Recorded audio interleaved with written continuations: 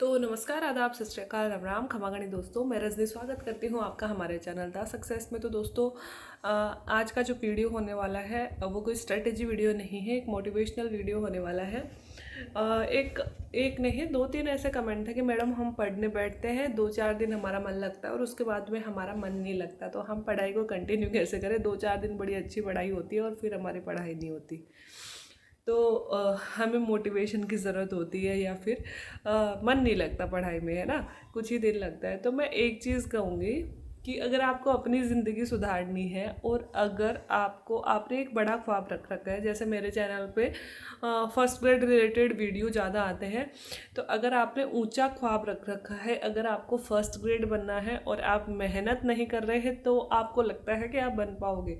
अगर आपको बाहरी मोटिवेशन की ज़रूरत पड़ रही है, मुझे पता है जो हमारे चैनल्स होते हैं, वीडियोस होते हैं, वो इसलिए होते हैं कि कभी कभी हमें ना बड़ी ज़्यादा डिप्रेशन होने लगती है। कि इसका मतलब ये नहीं कि हमसे पढ़ा नहीं जा रहा है, इसका मतलब ये होता है कि हमें उस पढ़ाई का रिजल्ट नहीं मिल रहा। हम बहुत दिनों से मेहनत कर रहे हैं लेकिन उसका रिजल्ट नहीं मिल रहा है, तो हमें क्या होती है, डिप्रेशन होने लगती है। और तब हम सुनते हैं दूसरों के वीडियो कि यार कोई टीचर, कोई दोस्त ऐसा है जो हमें थोड़ा सा मोटिवेट कर दे, है ना। उसके लिए होते हैं हमारे चैनल। अब आप ये कहोगे कि मैम हमारा तो मन ही नहीं लगता पढ़ाई में, पढ़ाई नहीं जाता, तो हम मतलब कि सामने वाला क्या कर सकता है। बाहरी मोटिवेशन बहुत कम दिन का होता है। अगर मेरी वीडियो आज देखी आपने तो हो सकता है 2-3 दिन आपको पढ़ाई में बहुत सही मन लगे, लेकिन 2-3 दिन बाद में मेरी वीडियो भूल जाओगे। कई बार अपन को पापा के प्रवचन मिलते हैं, मम्मी के प्रवचन मिलते हैं, उनको सुन के भी तो अपन यूँ सोचते हैं 2-3 दिन कि नहीं यार अब मैं जचा के पढ़ाई करूँगा, घर वाले ताने देने लग गए। लेकिन फिर क्या होता है, फिर हम 2-3 दिन बाद उन चीज़ों को भूल जाते हैं, फिर हम पुराने ढर्रे पर आ जाते हैं।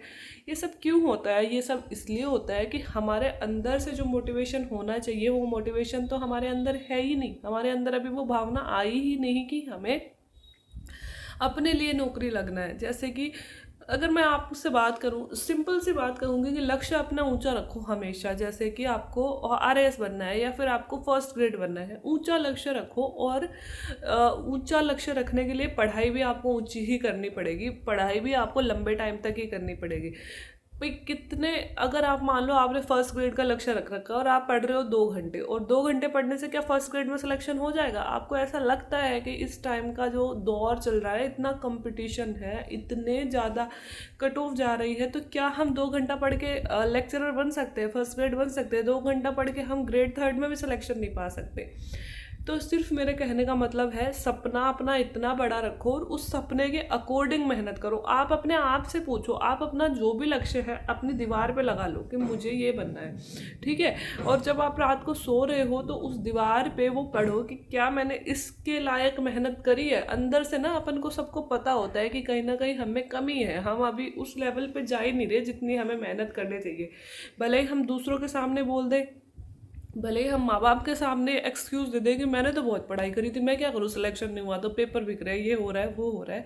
जो 10-10 हज़ार, 5-5 हज़ार बच्चों का सिलेक्शन होता है ना, वो सब पेपर खरीदने लायक नहीं होते। हमारे अंदर से हमें सच्चाई का कहीं ना कहीं पता होता है कि नहीं, मैं वीक था, औरों के मुकाबले मेरे से उतनी मेहनत नहीं हो रही है, मेरे से उतनी देर लाइब्रेरी में नहीं पढ़ा जा रहा है, मैं उतने नंबर नहीं ला पा रहा हूँ जितने और ला पा रहे हैं। तो हमें तो इस सच्चाई का पता होता है ना। तो जितनी देर, मतलब जितना आप बड़ा लक्ष्य रखोगे उसके अकॉर्डिंग मेहनत करो। बस खुद से पूछोगे यार मैंने इसके लायक मेहनत करी है या नहीं करी है, ठीक है। तो सबसे बड़ी चीज़ कि बढ़िया लक्ष्य रखो, उसके अकॉर्डिंग मेहनत करो। दूसरी कि हम छोटी मोटी एग्ज़ाम दे के नहीं दे, तो मैं ऐसा कह रही हूँ कि हर एक एग्ज़ाम दो आप, है ना, कि आप पटवारी भी दो, आप वीडियो भी दो, आप सीईटी की जो अभी एग्ज़ाम लग रही है वो भी। तो मैंने कई बार कहा आपको कि आप ग्रेड फर्स्ट की तैयारी कर रहे हो तो ग्रेड सेकंड, ग्रेड थर्ड सारी एग्ज़ाम्स दो, जो भी वैकेंसी निकलती है सब कुछ दो।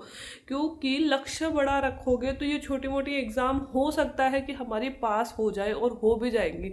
और अगर आपके पास में, अगर आपकी कोई भी एग्ज़ाम पास हो गई ना, अभी आप ग्रेड सेकंड बन गए ना, तो आपके पास एक स्टेबिलिटी आ जाएगी कि आप फर्स्ट ग्रेड बनने में ज़्यादा टाइम नहीं लगाओगे।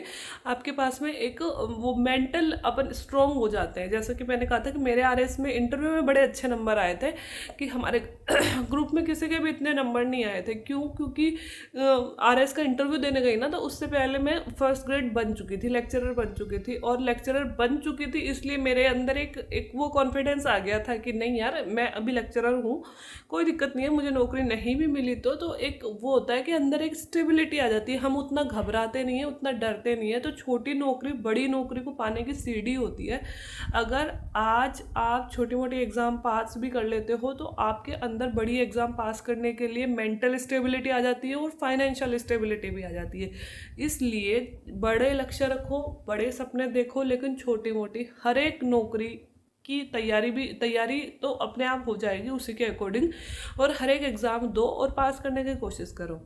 थर्ड बात ये होती है कि थर्ड बात ये होती है, कई लोग मुझे भी कहते हैं कि मैम आपकी फैमिली तो बड़ी सपोर्ट करती थी, खासकर लड़कियों के, और लड़कों के भी बहुत सारे मैसेज आते हैं कि आपकी फैमिली, आपके पापा, आपकी मम्मी सपोर्ट करने वाले थे, आप इतनी बार फेल हुए तो भी आपको पढ़ाया, हमारे घर वाले तो सपोर्ट ही नहीं कर रहे, हमारे घर वाले तो प्राइवेट नौकरी के लिए फोर्स कर रहे हैं, हमारे घर वाले तो शादी करने के लिए जिद कर रहे हैं, ये वो।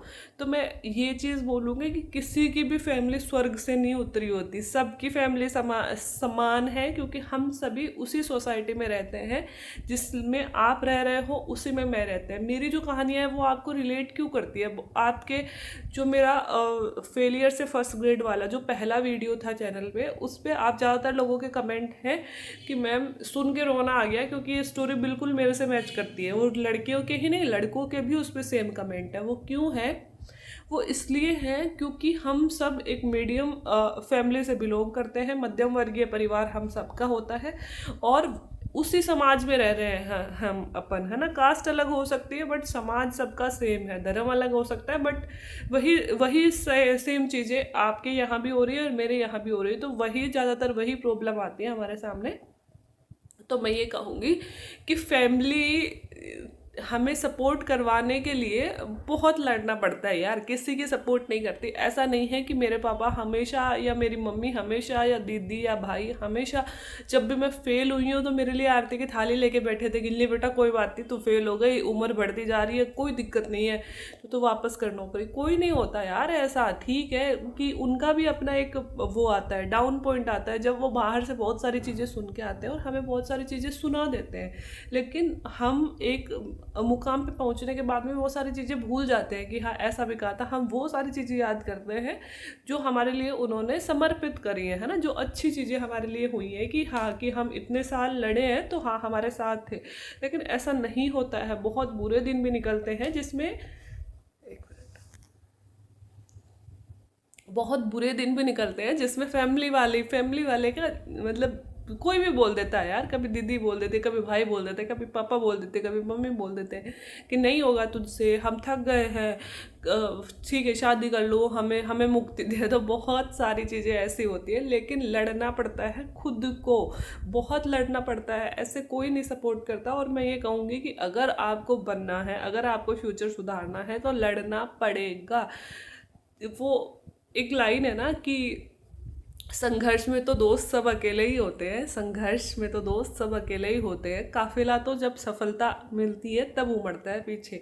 तो सीधी सी बात है कि अपनी लड़ाई, अपने संघर्ष, अपनी पहचान के लिए खुद लड़ना पड़ता है। ठीक है, परिवार होता है ऑफ कोर्स, फाइनेंशियली सपोर्ट परिवार ही करता है और हमें मेंटल सपोर्ट भी फैमिली से ही मिलता है। लेकिन कई बार उन लोगों पे भी इतना ज़्यादा प्रेशर आता है कि हमें कुछ कुछ बातें सुना दी जाती है, और सबसे ज़्यादा दुख भी उन चीज़ों का ही होता है जब अपना कोई हमें कुछ बोल देता है। बाहर वाले से तो हम लड़ के आ जाते हैं, पर अपने वाले से लड़ नहीं सकते। बहुत बार अंदर अंदर हम बहुत चीज़ों के लिए रोते हैं कि यार मेरे पापा ने मुझे ये बोल दिया, भाई ने मुझे ये बोल दिया। तो सबके साथ सेम सिचुएशन होती है, लेकिन आज लड़ोगे तो कल को बनोगे। अब इन सारी चीज़ों से निकल के पढ़ना है आपको, इन सारी चीज़ों को भूल के पढ़ना है। आज आपको अपना अस्तित्व भुलाना पड़ेगा कि मुझे मौसी ने ये बोल दिया, मुझे चाचा ने ये बोल दिया, मुझे बुआ ने ये बोल दिया। बोलेंगे, आज उनका दिन है, सब कुछ भूल जाओ, अपना अस्तित्व भूल जाओ कि यार आप ये सोचो कि मैं कुछ हो ही नहीं उनकी नज़रों में, और लगातार पढ़ाई जारी रखो कि नहीं, मुझे मेरा लक्ष्य जो मैंने दीवार पे चिपकाया है, जो मैंने दिमाग में ठाना है, उसके लिए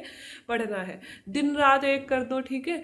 और जो जो मतलब पूछते हैं कि कितने घंटे पढ़े, तो मैं फिर से कहूँगी कि सिर्फ मैं आपको लाइब्रेरी के घंटे गिन के बताती हूँ, और मैं ही नहीं, सारे जितने भी सफल लोग हैं, चाहे उनकी निजी रैंक हो चाहे उनकी ऊंची रैंक हो। कई बार मुझे भी लोग कमेंट कर देते हैं कि कोई इतनी भी बहुत अच्छी रैंक नहीं आई कि आप ज्ञान देते हो, तो मैं ये कहूँगी कि 2-4 नंबर से हमारी रैंक आती है।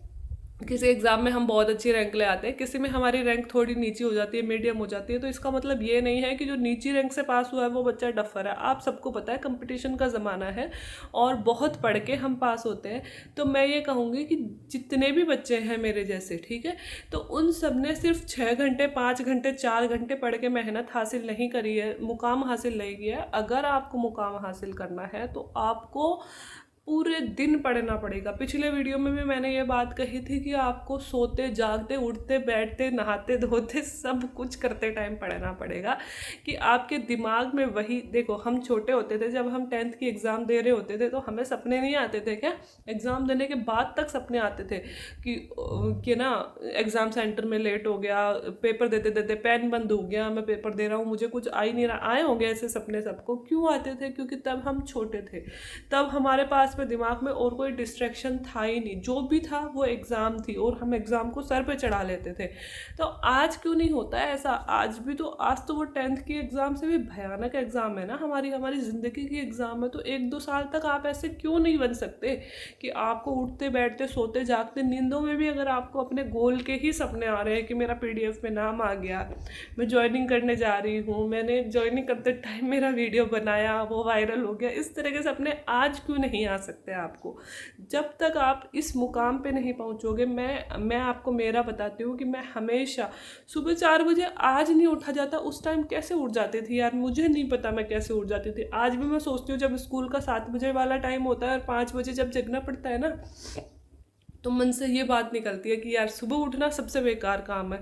और मैं कम से कम 3-3.5 साल बिना अलार्म के 4 से 4:30 के बीच में जगती थी। कैसे जगती थी भाई? उस टाइम जुनून छा गया था कि अब नहीं तो कभी नहीं, है ना। लाइब्रेरी में पूरे पूरे दिन, अब मेरे से बैठा नहीं जाता लाइब्रेरी में। मैं पूरे पूरे दिन वो एक प्लास्टिक की एकदम लो क्वालिटी वाली कुर्सियाँ होती थी, उन पे बैठी रहती थी। क्यों बैठी रहती थी? कमर दुखती थी, वो याद ही नहीं रहता था कमर वमर कुछ।